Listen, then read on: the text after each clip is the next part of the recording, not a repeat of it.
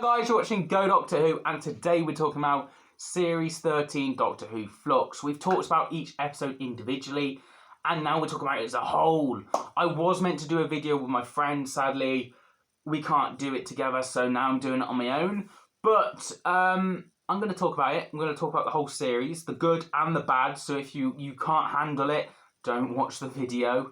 You know, I will be criticising this series so much, and I will be highlighting some good bits because there's not all bad, but there is quite a bit of bad towards the end of the series. Now, I've been calling my friend every episode, so I watch an episode, do a review, and then I talk to my friend about it for an hour.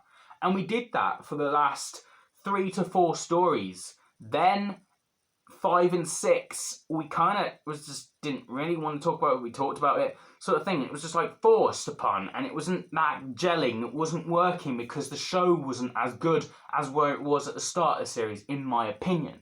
And for that, I'm going to criticise and go through each episode and talk about it. Now I've watched the whole series and I know where all our characters are going. Let's go into the characters. So, Dan and Carvanista's character.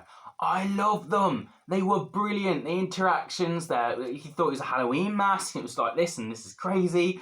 And he gets on a hostage, and then Carvanista has to keep rescuing Dan throughout the series. And their comedy, they're just gelled so well.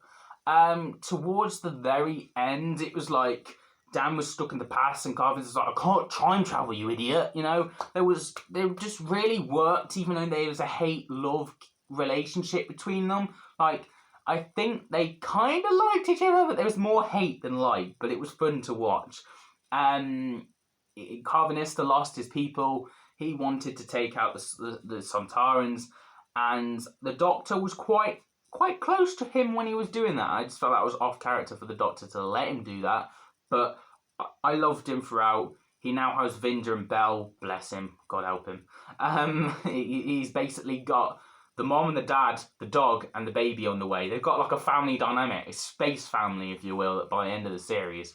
So that should be fun. But we also learn that Carvanista used to travel with the Doctor, which was quite interesting. He has a thing in his head, and it can't. If he spills the beans on the Doctor's past, he gets a thing and it kills him. He worked for the Division. So his character, I really liked. He was one of the highlight characters.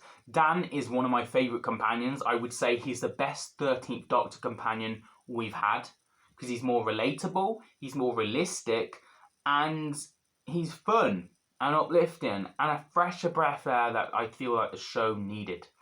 And honestly, if we didn't have Carvanista, we didn't have Dan, and we didn't have Draco, I think it is Draco, the Pirates Caribbean dude.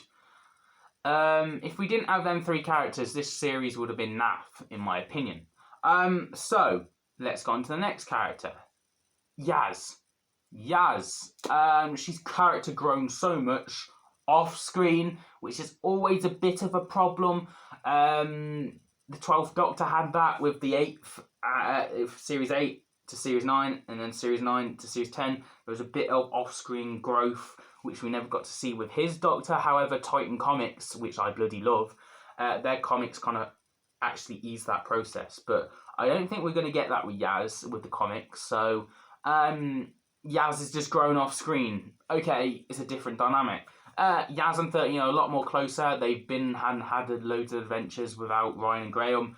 And we've also got the Doctor hiding stuff from her, which you don't like. And then by the end of the series, the character growth of them actually revealing it. The love interest, it's not a thing in my eyes. It's not happening. Stop it. No. Yaz is alright. I like her. She's good in most episodes, and then others she just doesn't really do much. But she's there and she's working. But I feel like the special should be her last. I don't want her to continue on with another Doctor. She's had 3 series now, and I think this is the only series where we've actually seen her grow, and she's had her time.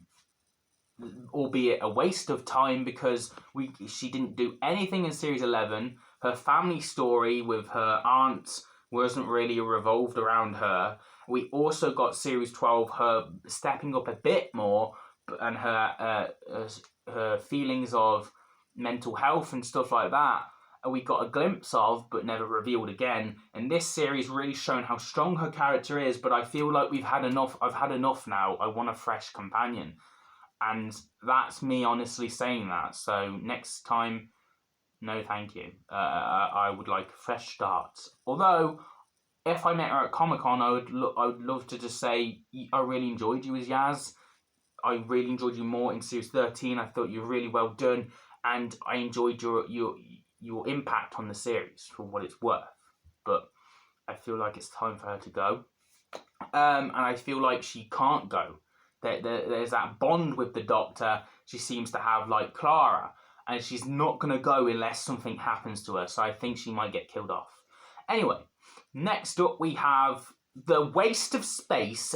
Absolute. Now, who am I talking about? Because there's 3 characters that I've just described in that aspect. Waste of space, absolutely didn't do anything. Let's start off with them. Belle and Vinda. Vinda was like, oh my god, he's a Game of Thrones actor, woo! Every time there's a Game of Thrones actor, it don't work well for the show. It don't. I'm sorry. We had Maisie Williams, the woman who lived, the woman who died. The blah. That was terrible. That was terrible. And we got it again with Vinda. Vinda he was like, I want to be like Captain Jack. I want to be like River in the interviews. I'm like, okay, I'm interested in this character. And then we see him and he's just trying to find Belle. He finds Belle. He's trying to find Belle. He's trying to find Belle. He's trying to find Belle.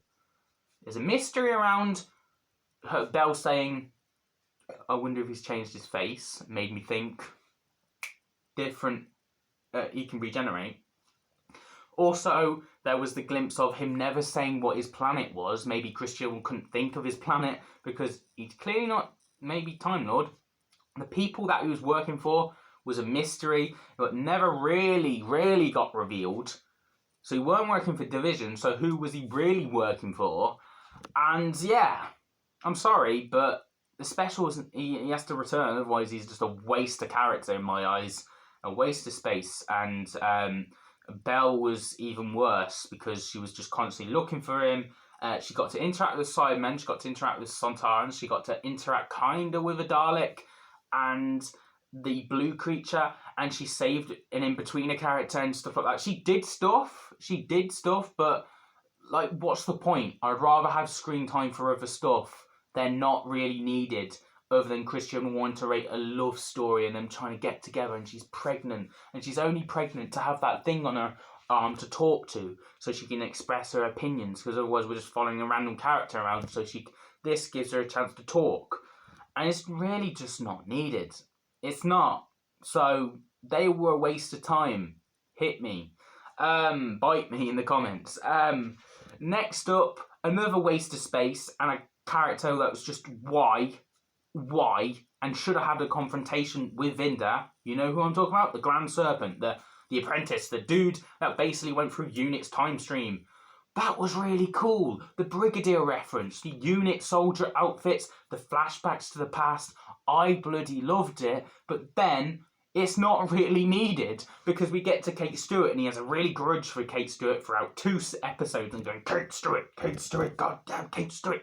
And I'm just like, okay, you have a grudge. Vinda has a grudge with you. Can we have that? No, you just get exiled. Why? I don't care about your character. What did you do other than get the Doctor locked up and then another Doctor to save her and you just get bamoosed? Bye-bye. Why? Why are we seeing you? We have so much plots going on. You're an interesting character if you knew who you were. Why? Give us something. I don't care about your character. And it's not his fault. It's Chris Chibnall's fault for putting him in the bloody series. He's a waste. He's using up valuable screen time for a 6-episode part that we don't have much time with. So, why? Why are you here? If you're exiled, stay exiled, because I don't want to deal with you again. You're as good as the bloody the Tooth Fairy. You're as good as the Tooth Fairy from Series 11. Tim Shaw. I don't want to see him back. If he's bloody back with the Master for Jodie's final story, I'm going to cry. Anyway, don't do that. God. I just realised, sorry. What else? Yes, who else characters? Because there's so many bloody characters in this. Draco. I think it's Draco. The Professor. The guy that was basically Pirates Caribbean dude. I bloody loved him. He was lovely. He was a good character. A strong character. One of the best characters from the series. And we had his house. And we had his aspects. And him fighting against the Weeping Angels. And he was like, I shall not blink. And I was just like, yes, go on. And I was also him fighting Sontarans. And then the Sontarans, I'm going to kill you now. And he's like, I really don't think you have time. And then boom. What an adventure. He had 3 years with Yaz and Dan. He had his time off screen and development with these characters. Yet Dan and Yaz kind of don't really care that much. Like, they're sad. But they're not that sad. They spent 3 years with the man. I would be like, oh no. I'm more like, oh no. I'm more like, oh man, come on. This sucks. But no, you know? And I really enjoyed him. He really had a massive impact, and I guess it was quite nice to see him throughout 3 episodes and him really work and then going on an Indiana Jones adventure and to see that Indian dude who was like, I'm tricking you. Oh, that tricking guy. I liked him. I'm just going to briefly mention him because he's very little in the plot, but I'm joking. I'm tricking you. That was quite nice. The hermit dude, I liked him. So that's a thing. That's comedy that I like. I don't like the Sontarans eating chocolate. Chocolate. Why? Why have we got that scene? I know it gets us to another plot later on, but can we do it better and different? Like, the Sontarans are finally getting took seriously, and then you give us that. Chocolate and eating the scene. Oh, anyway. Getting back. So the first episode really introduced us all these characters. We had Blink Woman, that was basically in the episode. She had an angel in her, and then it was used to trick the Doctor and trap her off, and blah blah blah. That was interesting. A lot of people say there's a plot hole with that. There's not a plot hole with that. So she goes to the Doctor because the angel is talking to her in her head and talking to the Doctor and telling her what to say is what I'm getting from it. And then she gets zapped by the other angels because them angels are after her because there's an angel in her head that's on the run. So she gets sent back, then she finally meets the Doctor, then she can talk and interact, and then eventually in episode 6, she gets sent back to 2021, and then does a thing with the Sontarans, and then gets to live happy ever days with Kate Stewart and Unit. I'll get onto Kate Stewart. So, there isn't a problem with her character. She was there, she was useful, she was there. There's not much to talk about her, like she wasn't that much of a big character, but no, cool. Second episode, what did we get? Sontarans. That was the best thing about the series. Honestly, me and my friend talked about it for an hour and a half on the phone. We were talking and laughing awesomeness at this so much epic story. Mary Sequel and her history, we got to learn more about these characters, but also in the alien setting and taken in Russia, and the Sontarans were epic. And it was just done to... This was a 9 out of 10 story. This is a solid Sontar. But episode 3, we just get Vinda and Yaz get trapped. Oh no! And then we have to work out a way to save them, and we get a whole episode on that. And we get into the past. We've got angels linking on to Yaz, and that's going on. And you're just like, okay. This really was a confusing episode that I had to watch twice, but now obviously looking back, I'm like, oh, it totally makes sense. But, you know, like, Swarmers all tricked them, and then they went buggering off, and then we saw them again later on in, like, episode 5, 6. We saw them again, cool, whatever. This was a bit naff, I'm not going to lie. Cool aspects of the video game. Weeping Angels coming out at them. Cool aspects with the Roof Doctor. Underused. Huh? What are you doing? I have a theory. So, Jodie's final story, we've got a Weeping Angel. Blah, blah, forget that. Jodie's final story, I think the Roof Doctor's there. And she also filmed a little scene for this series, but actually she was mostly there. That was my idea. So she's in Jodie's final story somehow, and that's kind of that.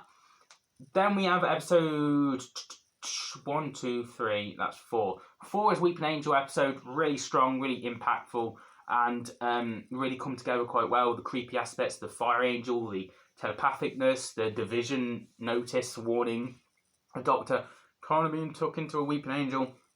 That was all cool. Really worked so well. However, there was one problem. That girl is basically in the future, the old woman, and then never talked about ever again. Just forgotten. That should have been brought up and tied in quite nicer than just left in another time. And who rescues her? And what? There's a problem there. And then episode 5 was a mishmash of other stuff and learning stuff and going crazy and Indiana Jones moments with Yaz, Dan, and Pirates Caribbean dudes fighting on a ship with this James Bond-esque. It felt very classic James Bond, and it worked. But a lot of people don't like this episode, but I actually enjoyed it. I'm trying to think what the Doctor was doing in this time. She was just talking to, learning about her past, wasn't she? Trying to learn about her past.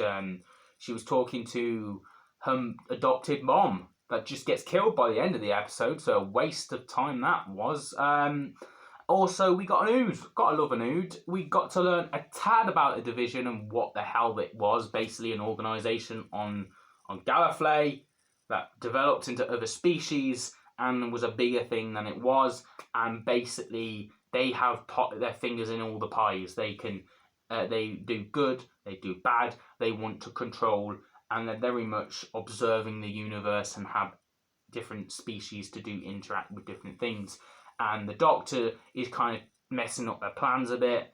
She's found out now about the division, and every time the Doctor finds out something, she tends to win. She tends to destroy things, so they're threatened, which creates the flux to wipe out the Doctor and wipe out this universe so they can start again, because this is a failed experiment. She's a scientist. She's of sorts. Okay, I don't really care. I'm not gonna lie, I was a bit disappointed. I'm not gonna lie. Anyway, final episode is where my hatred comes, and I'm bloody paid off to the max. There's a few people defending this episode. There's a few people hating this episode, and yeah, I haven't rewatched it and don't plan on rewatching it. I'm done with Flux for a very long time. I might watch it when I do a marathon for Doctor Who, but I'm not planning on watching it again. Entirely on this. The final is meant to wrap up everything. We have Kate Stewart. Kate Stewart is just standing there in the corner going, and then she's also going, by the end of the episode, going, "Lovely to finally meet you, 13. I hope to see you in another incarnation. Bye-bye." There was no point in you being there other than fan service. Waste of character. We had the guy that went through units history, exiled, waste of screen time, bye-bye. We have the Sontaran aspect, which actually really works. That was the main thing I really enjoyed, them invading Earth and their beautiful spaceships. Them tricking the Cybermen and the Daleks. I think it's off character for the Cybermen and Daleks to agree to something like that. I feel like it doesn't feel natural. It doesn't feel right for them to agree to that, even though they got tricked. Obviously, they didn't send all their spaceships because we wouldn't get rid of their whole species, because it's Doctor Who. We need more of them.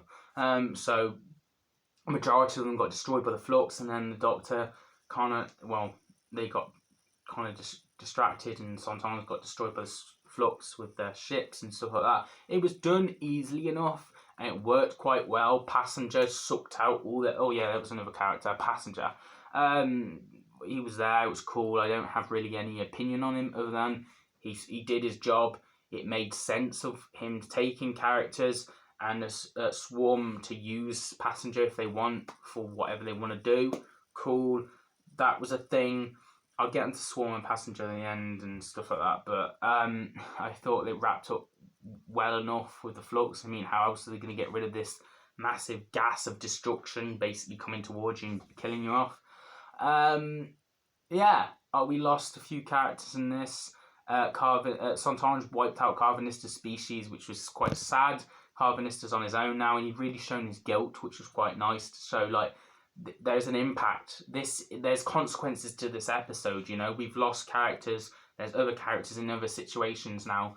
This is massively impacted. However, this series is Doctor Who Flux. We finally get time of Search as a person and warning the Doctor about her death. Huh? I'm sorry. Like, I don't want a foreshadowing of 13 dying every episode now. Can we not do that? Because we've done it to death with the 11th Doctor, we did it with the 10th Doctor, and we kind of did it with the 12th Doctor. And the 9th Doctor didn't get that because he actually refused to continue on as the 9th Doctor. He was like, I'm done after this series, can you write me in a death or whatever? And they did that. But I'm sure if they knew, they might do some foreshadowing of 9 dying. It doesn't need to be done. Just let the Doctor die on that episode. Make it public to the generator. Make it public and known to the audience, but don't do it in the show. I don't want foreshadowing in the actual show itself. Make it public outside the show, if that makes sense. So yeah, they wrapped up things. Dan's friend, because he ain't girlfriend, she dumped him. She was a bloody waste of a character. Again, not needed at all. And she only ended things so Dan could fly off with 13 and Yaz, because there's nothing for him now. I mean, his house is still in his pocket, I think. His parents got a brief cameo in episode 2, and that was that with them. I liked his family dynamic, I have to say, with Dan. I don't like how Dan was treated with that woman. You didn't turn up to the date. I was saving the bloody world, woman. Get lost. I don't need you. You know? Honestly, she was a pointless character. There was 3 doctors. That's something I didn't talk about. There's 3 13th Doctors, and 3 of them couldn't solve something. And Dan's girlfriend, frenemy, said basically, oh, why don't you do this? And 13 goes, oh, that's brilliant. I'm going to do that. You know? I'm just like, okay, cool, a useless character. Kind of did something, well done. But honestly, she didn't need to be in the series.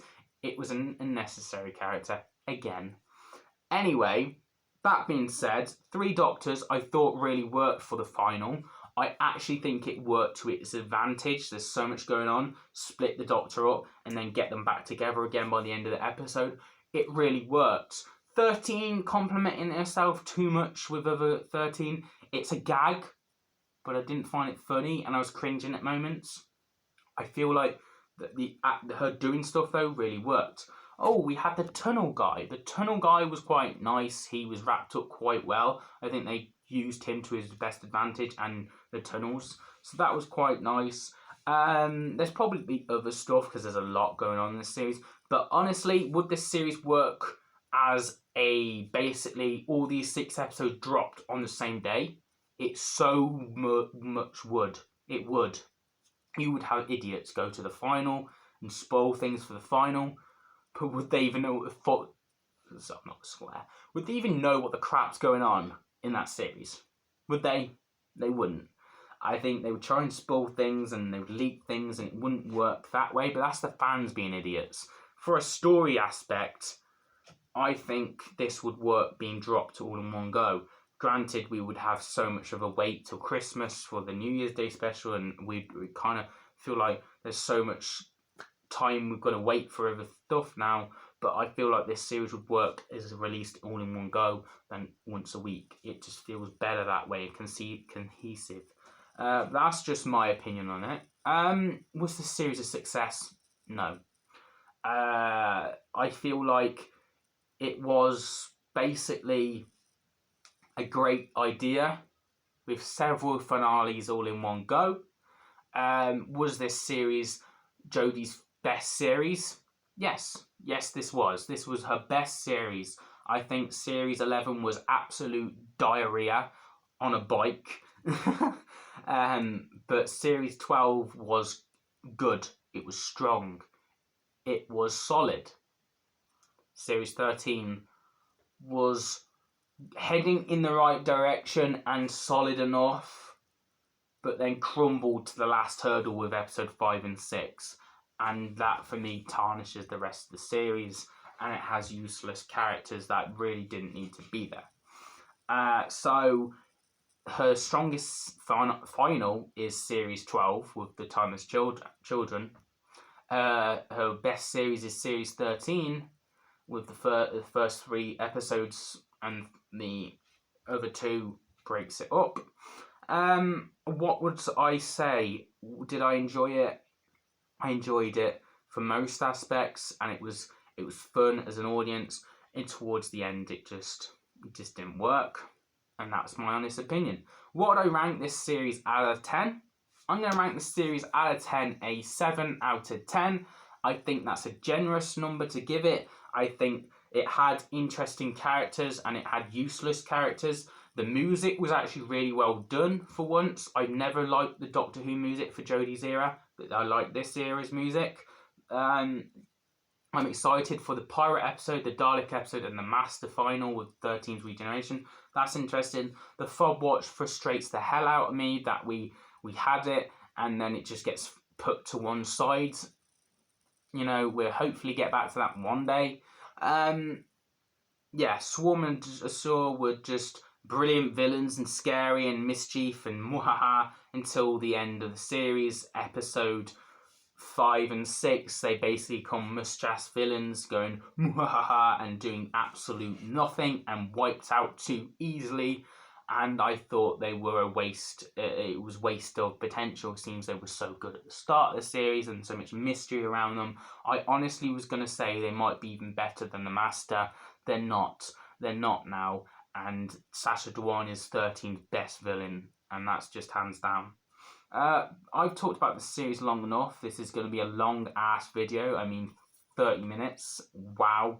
We're coming to. It's 27 minutes when I'm looking at this now.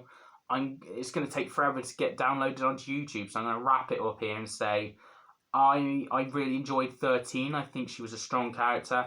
I enjoyed Yaz throughout this. Some stuff between the middle of the series she didn't have much to do, but I really enjoyed her, and she was definitely a step up in the right direction. However, I stand by my point of it's time for her to go by the specials. Dan was the best companion 13's had.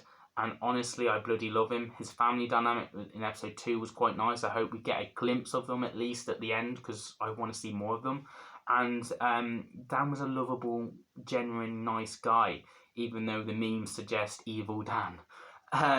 Anyway, Sontarans were the best villains for Series 13. And the Flux being called Flux, I don't think it should have been called Flux, because I get they were trying to do a new direction and stuff, but honestly, the Flux wasn't even that much of a good idea, because we don't even understand, because some fans are like, oh no, they reversed it. Oh no, they didn't. People don't know the aftermath of the Flux. How much of the universe is wiped out? Did it get reset? We don't know. And Chris Chibb will better explain that in the next special, or give it a one-liner or something, because we don't know how much of the universe is left. And we also, yeah, there's multiverses out there.